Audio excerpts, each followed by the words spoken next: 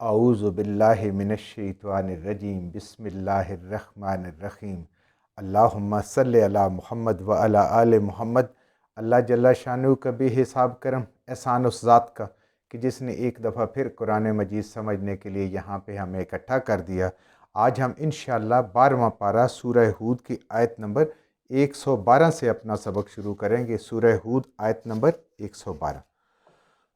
اعوذ باللہ من الشیطان الرجیم بسم اللہ الرحمن الرحیم فاستقم کما امرت ومن تاب معک ولا تطغوا انہ بما تعملون بصیر۔ پچھلی آیت میں ہم نے پڑھا تھا 2 آیات میں کہ اللہ تعالیٰ فرما رہے ہیں کہ بے شک ہم نے ہی موسیٰ علیہ السلام کو تورات دی، لیکن اس میں بھی لوگوں نے اختلاف کیا۔ کتاب اللہ کی تھی، لوگوں نے اپنے ضد کی وجہ سے اپنے آپ کو کچھ منوانے کے لیے اس میں اختلاف کیا۔ اللہ کی بات میں، اللہ کے کلام میں کوئی اختلاف نہیں ہوتا، لیکن لوگوں نے آپس میں اس میں بھی اپنی اپنی رائے زنی کی، اپنی اپنی رائے پہ چلے بجائے اس کے کہ اس کی روح کو سمجھتے۔ اور اللہ فرماتے ہیں کہ ان سب لوگوں کو جو یہ کام کر رہے ہیں ان کو ہم قیامت والے دن پورا بدلہ دیں گے، خلوص والوں کو بھی اور جن کے دلوں میں جو ٹیڑھا پن ہے، جو اللہ کی اس تعلیم کو لوگوں کے سامنے ایسے فلسفے کے طور پہ پیش کرتے ہیں کہ لوگوں کو وہ بات سمجھ ہی نہ آئے، لوگ کہیں نہیں جو کچھ کر رہے ہیں وہی ٹھیک ہے، یہ تو بڑا ایک مشکل کام ہے، اس کو کیا نہیں جا رہا۔ جیسے قرآن کے بارے میں بھی کہا جاتا ہے نا کہ لوگوں نے یہ کہا ہے، بڑے اپنے آپ کو عالم، اور یہ کہ پتہ نہیں جب تک کوئی 17 علوم آپ کو نہ آتے ہوں تو اس وقت تک آپ قرآن کو نہیں سمجھ سکتے۔ حالانکہ قرآن اللہ نے اتنا آسان بنایا ہے، اور آج ہمارے پاس تو دنیا میں مثالیں موجود ہیں کہ بڑے بڑے کافر جنہیں اسلام کا کوئی علم نہیں ہوتا تھا، علم نہیں ہے، وہ بھی اس قرآن کو پڑھ کے ہدایت پا گئے ہیں۔ ایک انسان کے لیے قرآن پڑھنا اپنی ہدایت کے لیے اور کوئی بات کرنے سمجھ آنے کے لیے، توحید قرآن پڑھنے سے سمجھ آ جاتی ہے، رسالت قرآن پڑھنے سے سمجھ آ جاتی ہے، اللہ کی عظمت اور جو قیامت ہے وہ قرآن سے سمجھ آ جاتی ہے۔ ہاں، ان کو بہت علم کی ضرورت ہے جنہوں نے فقہ کے مسائل لوگوں کو بتانے، ان کی رہنمائی کرنی ہے، لیکن انسان کی اپنے لیے ہدایت کے لیے صرف قرآن پڑھ لینا، یہ قرآن ایک ایسا اعجاز ہے کہ انسان کو اس سے ہدایت مل جاتی ہے، اور الحمدللہ مل رہی ہے۔ اگر کافر کو مل رہی ہے جس کو دین کا پتہ ہی نہیں ہے، تو مسلمان کو کیوں نہیں ملے جس کے پاس دین کا ایک علم ہے، شعور ہے، اپنے رب کے ساتھ ایک پہچان ہے؟ لیکن انہوں نے اپنی اپنی رائے ذہنی کی۔ تو اللہ تعالیٰ فرما رہے ہیں کہ یہ آسمانی کتابیں جتنی ہیں ان میں بات بالکل سیدھی سادی ہے، لیکن لوگ جان بوجھ کے اس کو فلسفہ بناتے ہیں کہ لوگ انہی کے پیچھے چلیں، انہی کی مرضی مانیں، ان کو صحیح سمجھیں، اور انہی سے اپنے جو ان کا روٹی پانی کا سلسلہ ہے وہ ان کا چلتا رہے، ہر کام میں انہی کی طرف جائیں۔ اللہ فرما رہے ہیں فاستقم، اے میرے محبوب صلی اللہ علیہ وآلہ وسلم، آپ بھی اور آپ کے ساتھ آپ کے صحابہ اکرام اور اس کے بعد آنے والی جتنی امت ہے، فاستقم، ثابت قدم رہیں، سیدھے چلیں صراط مستقیم پہ، کما امرتا، جیسا آپ کو حکم دیا گیا، جیسا آپ کو قرآن کے ذریعے سے بتایا گیا، وحی کے ذریعے سے بتایا گیا، آپ اس طریقے کے اوپر ثابت قدم رہے۔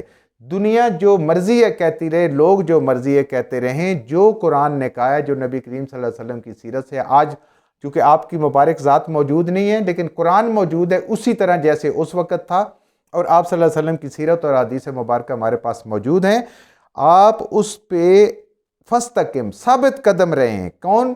یعنی عمل کرنے میں ثابت قدم رہیں۔ آپ اپنے عقائد جو قرآن سے اخذ ہوتے ہیں ان پہ ثابت قدم رہیں۔ آپ اپنی عبادات جو نبی کریم صلی اللہ علیہ وسلم نے اور صحابہ کرام نے کی ہیں اس پہ اسی طرح ثابت قدم رہیں۔ اس دین کو دوسروں تک پہنچانے کے لیے جو تبلیغ کا کام ہے جو نبی کریم صلی اللہ علیہ وسلم نے کیا ہے اس پہ بھی ثابت قدم رہیں۔ ان ساری باتوں میں جتنی بھی رکاوٹیں آئیں، جتنی بھی پریشانیاں آئیں، لوگ جتنا بھی اس کو گھما کے فلسفہ بنائیں، آپ اس پہ ثابت قدم رہیں، آپ نے اس پہ قائم رہنا ہے، کما امرتا، جیسا حکم دیا گیا۔ اب نبی کریم صلی اللہ علیہ وسلم تو نہیں ہے، لیکن قرآن قیامت تک اللہ تعالیٰ نے محفوظ کر دیا، جو قرآن میں اللہ نے حکم دیا ہے اس کے مطابق ثابت قدم رہنا ہے، عمل بھی، عقائد بھی، عبادات بھی، اور سارے معاملات بھی، اور اس قرآن کو دوسروں تک پہنچانے کے لیے بھی۔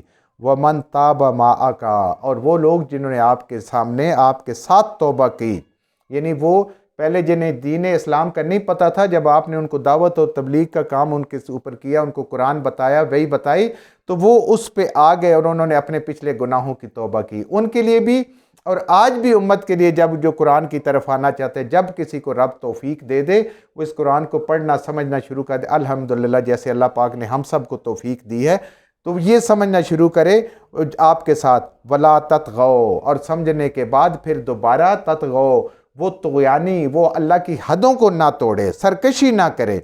تطغوا طغیانی سے ہوتا ہے، طغیانی اس کو کہتے ہیں جب دریا یا کوئی بھی چیز اپنی حد کو پار کرتی ہے۔ بندہ جب بندگی کی حد کو پار کرتا ہے اس کو بھی طغیانی کہتے ہیں، یعنی اللہ کی بات کو نہ ماننا، اللہ کی بندگی سے باہر ہو جانا، حد کو توڑنا، یہ ہے۔ تو یہ بغاوت بھی جب تک وہ نہیں کرتے، سرکشی نہیں کرنی، اس پہ قائم رہنا، اللہ تعالیٰ نے جو حکم دیا ہوا ہے، اور جو نبی کریم صلی اللہ علیہ وسلم کے ساتھ ان توبہ کرنے والے اور آج کے مسلمان بھی جو توبہ کرنے والے ہیں، اپنی توبہ پہ جب تک قائم ہیں، ان کو قائم رہنا ہے۔ وَلَا تَطْغَوْا، اور ہرگز اللہ کے حدود کو نہیں توڑنا، سرکشی نہیں کرنی، اللہ کی نافرمانی نہیں کرنی۔ اِنَّهُ، بے شک وہ ذات، وہ اللہ کی ذات، بِمَا تَعْمَلُونَ بَصِيرٌ، تمہارے ہر اعمال جو تم اعمال کر رہے ان کو خود دیکھ رہی ہے۔ اللہ تعالیٰ ہر انسان کے اعمال کو خود دیکھ رہے ہیں۔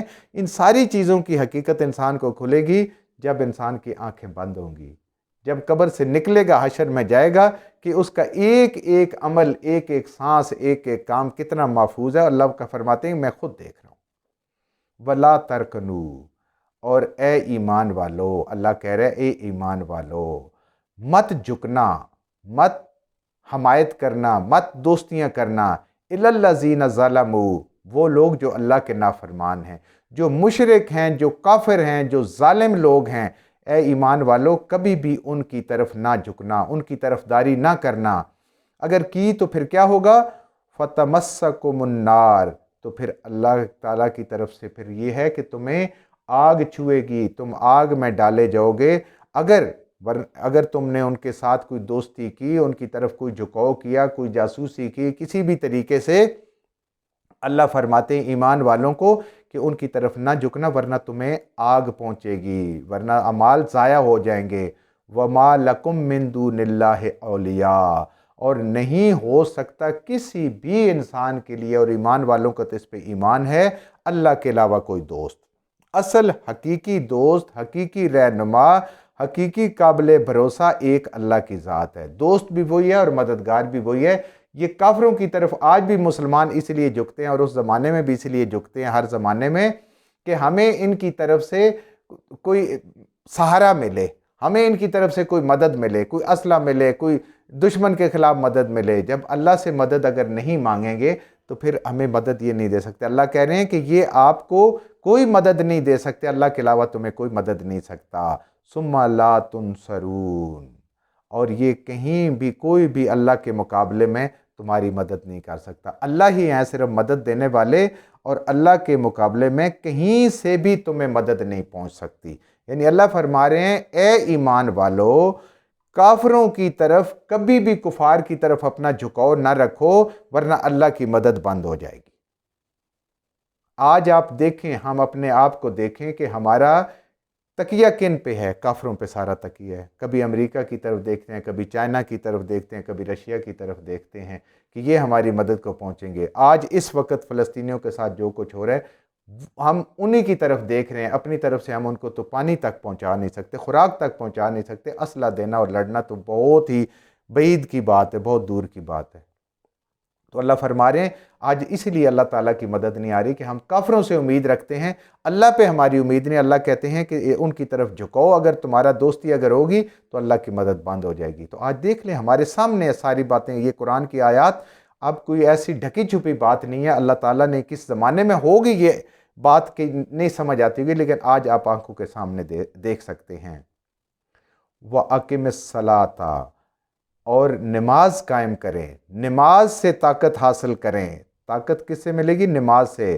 طرفی النہاری، دن کے کنارے، دن کی طرفی کنارے، دونوں کنارے، دن کے جو دونوں ہیں، آغاز بھی اور آخر بھی، النہار وزلفن، اور کچھ حصہ من اللیل، رات کا گزرنے کے بعد، یعنی دن کے، یعنی فجر کی نماز، مغرب کی نماز، عشاء کی نماز اور دن کا کچھ حصہ گزرنے کے بعد یعنی عصر اور ظہر کی نمازیں، یہ اللہ تعالیٰ ان نمازوں کا ذکر ہے۔ اگر یہ صورت اس کے بعد نازل ہوئی ہے جب نمازوں کا حکم آ گیا، اور اگر یہ اس سے پہلے نازل ہوئی ہے تو پھر اس کا مطلب یہ ہے کہ اللہ کے حضور نوافل ادا کریں ان اوقات میں، اور اس سے طاقت ملے گی دشمن کے مقابلے میں۔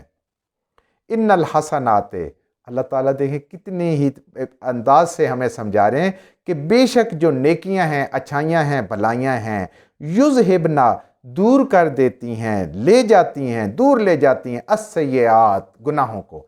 انسان جب نیکی کرتا ہے تو اللہ تعالیٰ اس کے گناہوں کو اس سے دور کر دیتا ہے، ان سے معاف ہو جاتے ہیں، اللہ جھاڑ دیتا ہے ان گناہوں کو۔ جیسے وضو کرنے سے نبی کریم صلی اللہ علیہ وسلم کی حدیث سے ہمیں مفہوم ملتا ہے، وضو کرتے انسان کے گناہ جھڑتے ہیں، ایک نماز سے دوسری نماز پڑھتا ہے اس کے گناہ جھڑ جاتے ہیں، ایک جمعے سے دوسرا جمعہ پڑھتا ہے اس کے گناہ جھڑ جاتے ہیں، سورہ یاسین صبح سے شام تک پڑھتا ہے، اللہ اس کی کفایت کرتے ہیں، اس کے گناہ جھڑ جاتے ہیں۔ یعنی بدی کو اللہ فرما رہے ہیں کہ نیکیوں سے شکست دیں، زیادہ سے زیادہ نیکیاں کریں تب بدی کو شکست ہوگی۔ تو اس کے لیے نماز سے طاقت حاصل کریں، جیسے نبی کریم صلی اللہ علیہ وآلہ وسلم کے حدیث کا مفہوم ہے نا کہ صحابہ کرام سے پوچھا کہ بتائیں جس آدمی کے گھر کے سامنے نہر بہہ رہی ہو اور وہ 5 دفعہ اس میں نہائے تو کیا اس کے جسم پہ کوئی میل رہے گی؟ صحابہ کرام نے کہا نہیں۔ آپ صلی اللہ علیہ وسلم فرمایا یہ 5 نمازیں ایسی ہیں۔ تو اب اس میل سے مراد وہ گناہ ہے کہ جو شخص 5 وقت کی باجماعت نماز پڑھتا ہے، اہتمام کے ساتھ پڑھتا ہے، اللہ تعالیٰ اس کے سارے گناہوں کو معاف فرما دیتے ہیں، اور وہ گناہوں سے بچتا بھی ہے کیونکہ میں نماز پڑھ رہا ہوں۔ تو اللہ فرما رہے ہیں کہ بدی کو شکست نیکیوں کے ذریعے سے دینی ہے، بدی کا جواب بدی سے نہیں دینا، برائی کا جواب برائی سے نہیں دینا، نیکی سے دینا۔ ذالک ذکرا، یہ اللہ تعالیٰ کی طرف سے اس کا کرم احسان ہے کہ اس کی طرف سے نصیحت ہے، للذاکرین، ان لوگوں کے لیے جو نصیحت حاصل کرنا چاہتے ہیں۔ ایسے ہی ہے نا دنیا میں بھی، آپ انسان کو کوئی نصیحت کرتے ہیں، اچھی بات بتاتے ہیں، اپنا تجربہ شیئر کرتے ہیں تو اس کی مرضی ہے وہ مانے یا نہ مانے، وہ اپنا تجربہ خود کر کے اپنا نفع نقصان دیکھ لے گا۔ اللہ کہتے ہیں کہ یہ نصیحت ہے اس کے لیے جو اس کو نصیحت سمجھے، جو نہیں سمجھتا چاہتا نعوذ باللہ اپنے آپ کو اس سے زیادہ بہتر اور عقل مند سمجھتا ہے تو ٹھیک ہے وہ اپنی مرضی کرے، یہاں تو اختیار بھی موجود ہے، ارادے کی بھی موجود ہے، جیسے کوئی چاہتا ہے کرنا چاہتا ہے۔ لیکن اللہ فرما رہے ہیں کہ اگر اس قرآن پہ عمل کرو گے تو یہ نصیحت ہے اور یہ سچی باتیں ہیں، یہ اللہ کی طرف سے باتیں ہیں کہ دشمنوں کے ساتھ، جب اسلام کے دشمنوں کے ساتھ تمہاری دوستی ہوگی تو پھر اللہ کی مدد بند ہو جائے گی، جیسے آج ہے۔ جو کچھ ہم نے صحیح پڑھا اللہ ہمارے ذہنوں میں دلوں میں بٹھا دے، جہاں جہاں پڑھتے ہوئے بولتے ہم سے غلطیاں ہو گئی اللہ میں معاف فرما دے، اور ان غلط باتوں کو ہمارے ذہنوں سے دلوں سے اللہ کی ذات نکال دے۔